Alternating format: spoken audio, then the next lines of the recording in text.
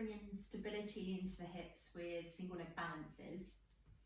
So first of all, you're going to focus on screwing your leg, so say it's my left leg down into the floor.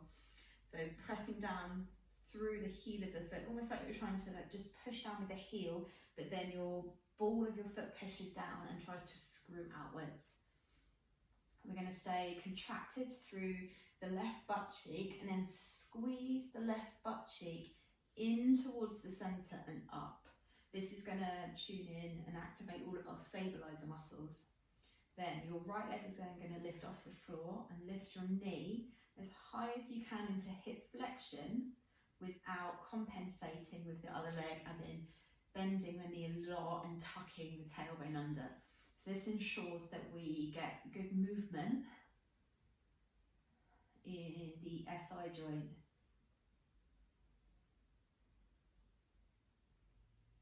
And then switch over and repeat on the other side.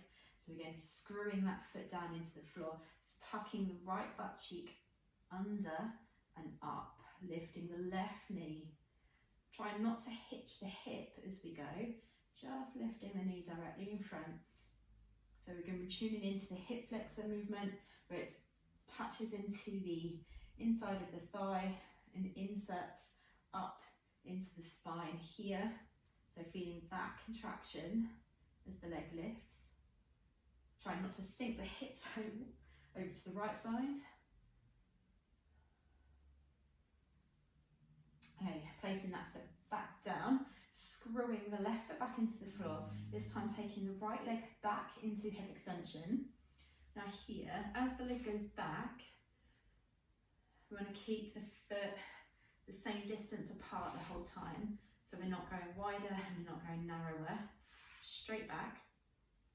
The thigh is going to roll inwards, so your butt cheek can slide outwards on that leg. So a good indication is if you slide the heel of your right foot outwards at the same time.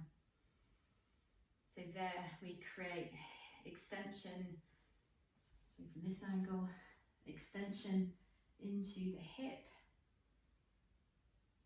Sometimes it can open, so this is why we roll that thigh inwards. This time we're going to bend your left knee, keep the belly drawn in so you don't overarch the back, and then come into hip flexion and down.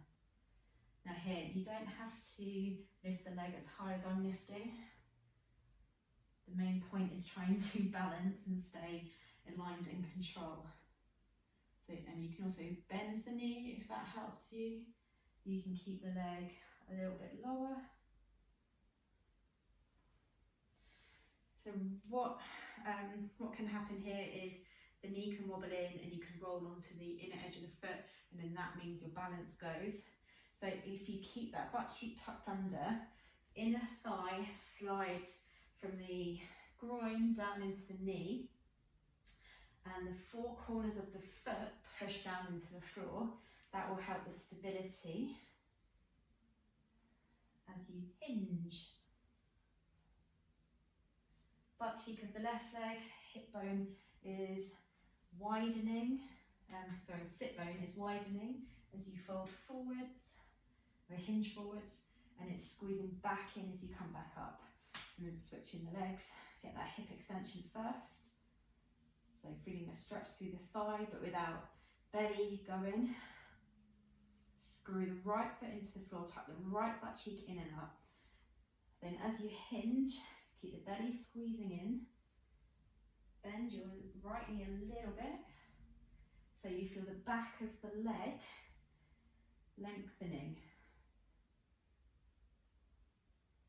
So this is also similar to a single leg deadlift, a single leg RDL. Hips sink, slide back, hip bones slide back equally. The hamstring lengthens here. If you find that you're bending your knee a lot, then it takes it more into a single leg squat position and you don't get that same control in the hip extensors. Once you've got used to this movement, I say actually, you can always use something for support, so it's a chair or a wall, so you can get used to that movement and see how it feels and teach your body how it feels and how you should move before you do it without. But once you've got used to it, we're going to add those two movements together. We're going to do 5 repetitions on each side.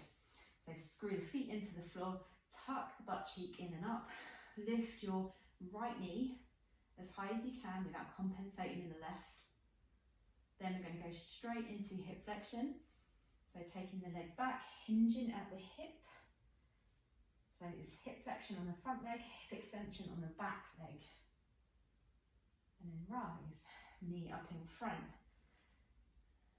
So hip flexion on this leg. Take the leg back into hip extension, then hip flexion on the left leg, hip extension on the way back up. So that's 2. You can tap down as much as you need in between. Lift the knee. Even squeeze up the front of the thigh here. Slide it back. Stand up, so that's 3.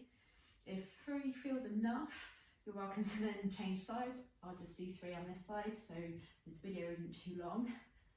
Screw the foot into the floor. Lift up through the spine. Abdominals contracted. Lift the knee. Take the leg, take the leg back. Hinge. Stand. Lift. Push down through the other leg. Hamstrings lengthening. They're also strengthening as you squeeze and come back up. Hip flexion here, tune into where it attaches into the ribcage. Feel that lengthen as the leg goes back. Awesome. And then add that into your training program, or before you go for a run, or before you lift weights, and it will gradually increase your ability to stabilize in those 2 actions.